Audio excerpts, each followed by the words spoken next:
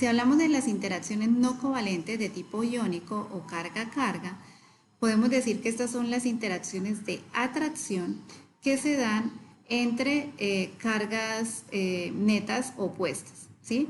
Entre la carga neta positiva de un átomo o de un grupo funcional con la carga negativa de un átomo o de un grupo funcional, ¿sí? Este es el caso, por ejemplo, de la interacción que puede ocurrir, por un lado, si estamos hablando de sales, que ocurre entre el catión de sodio, que termina cediendo uno de sus electrones al cloro, por esto este cloro queda como un anión. Entonces, lo que permite que se forme la sal, como nosotros conocemos de cloruro de sodio, es justamente esa interacción iónica que se da entre el catión y el anión. Entonces, también otro ejemplo es como el que se muestra acá en este modelo, en donde tenemos la interacción iónica, ¿cierto? O carga-carga entre un grupo amino, donde tenemos un nitrógeno que tiene una carga positiva, con un grupo carboxilo, ¿sí? En el que un oxígeno va a tener una carga negativa. ¿Listo?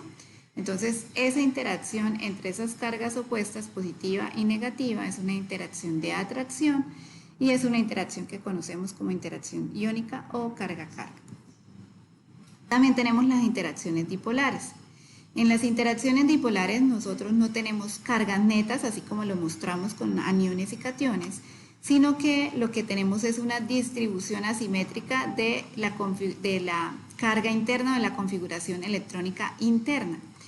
¿Qué implica esto y cuándo se da esto? Generalmente la formación de dipolos se da cuando nosotros tenemos átomos que son muy electronegativos, por ejemplo como el oxígeno, el nitrógeno, el azufre, en este caso los ejemplos que mostramos son con el oxígeno, a los cuales están enlazados átomos que son lo contrario, ¿sí? Que tienden a ser que tienen una baja electronegatividad. ¿Esto qué implica? Que generalmente en los enlaces covalentes, ¿cierto? Por ejemplo, que están ocurriendo, si vemos desde el punto de vista de la molécula de agua, que tenemos dos átomos de hidrógeno enlazados covalentemente a un átomo de oxígeno, como el átomo de oxígeno es un átomo bastante electronegativo, él siempre va a tender a atraer hacia su núcleo a los electrones de los átomos de hidrógeno con los que está compartiendo un enlace covalente. Eso quiere decir que realmente el hidrógeno que está compartiendo, cada uno de los hidrógenos comparte un electrón. Ese electrón del hidrógeno realmente está mucho más cercano al núcleo del oxígeno que al núcleo del hidrógeno. Esto hace que, como la configuración electrónica es asimétrica, o sea, los electrones están mucho más cercanos al núcleo del oxígeno que al núcleo del hidrógeno, esto hace que nosotros tengamos como la especie de una formación de un dipolo positivo, ¿sí? Porque hay casi una pérdida de electrón, del electrón, aunque no se haya perdido, y por parte del oxígeno es como si hubiese una ganancia de esos electrones que está aportando al enlace covalente, a los enlaces covalentes los dos hidrógenos, ¿sí? Pues vamos a tener que nuestros hidrógenos quedan como con una especie de dipolo positivo, ¿cierto? Porque los electrones están mucho más alejados de su núcleo, mientras que hay como una ganancia electrónica del oxígeno y eso forma un dipolo negativo. ¿Listo? Recuerden que siempre en química nosotros asociamos el negativo, la carga negativa, o en este caso el dipolo negativo, siempre está asociada a los electrones, mientras que a la ganancia de electrones, ¿sí? Si hablamos de carga, y a la pérdida de electrones cuando tenemos una carga positiva, ¿sí? En este caso recuerden que esto no es una carga neta, sino es una distribución asimétrica de los electrones en los enlaces que se están formando en la molécula. Entonces, desde ese punto de vista, nosotros vamos a tener en una misma molécula que se forman dipolos negativos y dipolos positivos. Y entre esos dipolos, si nosotros miramos acá en la tabla inferior, entre los dipolos también podemos tener interacciones de tipo atractiva entre los dipolos que son opuestos, ¿sí? Un dipolo positivo tiende a interactuar con un dipolo negativo. Mientras que pues, habría interacciones de repulsión si estamos hablando de dipolos que sean iguales. Por ejemplo, una molécula de agua puede interactuar a través del dipolo positivo de su hidrógeno con el dipolo negativo del oxígeno de otra molécula de agua. Esas interacciones pueden ser de tipo dipolo-dipolo o también podemos tener cargas netas, como en el caso de este grupo amino, que este nitrógeno perdió un electrón, ¿cierto? Este grupo amino como tal, que tiene esa carga neta positiva, podría interactuar también con el dipolo negativo de una molécula de agua, ¿sí? Y así, generalmente también podemos tener otros ejemplos que se dan entre los dipolos inducidos de grupos aromáticos que estudiamos en química orgánica, que interactúan con una carga neta que puede estar presente en otra molécula, como se muestra acá un grupo amino con un fenil.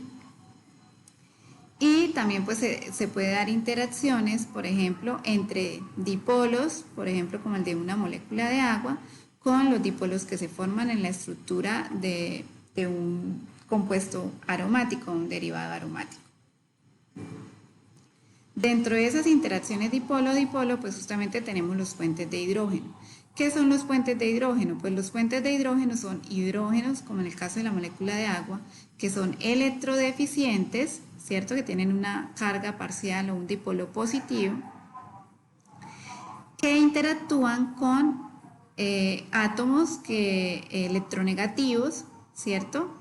Que son electroatrayentes y que tienen dipolos negativos en otra molécula, ¿sí? Entonces, siempre en una interacción puente de hidrógeno estamos hablando de que tenemos una interacción dipolar entre el dipolo de los hidrógenos presentes en una molécula de hidrógenos que sean electrodeficientes con átomos que sean electroatrayentes, ¿cierto?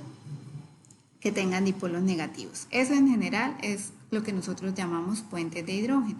Entonces en esta tabla tenemos ejemplos de diferentes puentes de hidrógeno, ¿sí? Entonces podemos ver hidrógenos acá, que son hidrógenos electrodeficientes porque están unidos covalentemente a un oxígeno, ¿cierto? Eso los hace electrodeficientes porque el oxígeno es electronegativo. Y esos hidrógenos electrodeficientes pueden interactuar con los dipolos negativos de átomos, digamos que son electroatrayentes o que son muy electronegativos, como es el caso del oxígeno. También tenemos hidrógenos electrodeficientes que están unidos a átomos de nitrógeno, ¿sí? Por ejemplo.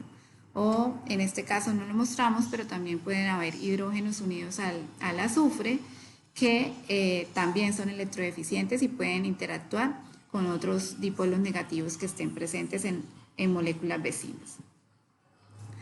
En general, cuando hablamos de las interacciones de Van der Waals, en las interacciones de Van der Waals nosotros tenemos interacciones donde se conjugan tanto interacciones de tipo atractivo como interacciones de tipo repulsivo. Esto suele pasar entre moléculas que tienen la capacidad de, en su estructura, ¿sí? Tener dipolos positivos y negativos que pueden ir ir rotando en la molécula o que pueden cambiar en la molécula. O sea, ¿esto a qué se refiere? Esto es, por ejemplo, cuando estamos hablando de estructuras de tipo aromáticas, ¿cierto? Estructuras resonantes es la palabra que les iba a mencionar ahorita. Entonces, estos dipolos por esa estructura resonante pues pueden irse alternando en lo largo de la estructura. Entonces, realmente vamos a tener tanto interacciones de atracción como interacciones de repulsión porque hay formación de ambos dipolos en ambas moléculas.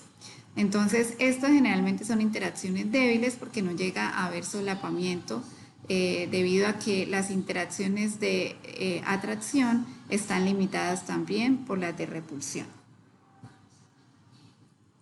Entonces, acá tenemos un resumen general de las interacciones no covalentes que van a ser muy importantes cuando nosotros estemos hablando de las estructuras químicas de las biomoléculas, su comportamiento, su función, y eso es dependiente directamente también de este tipo de interacciones no covalentes que estamos mencionando acá. ¿Listo?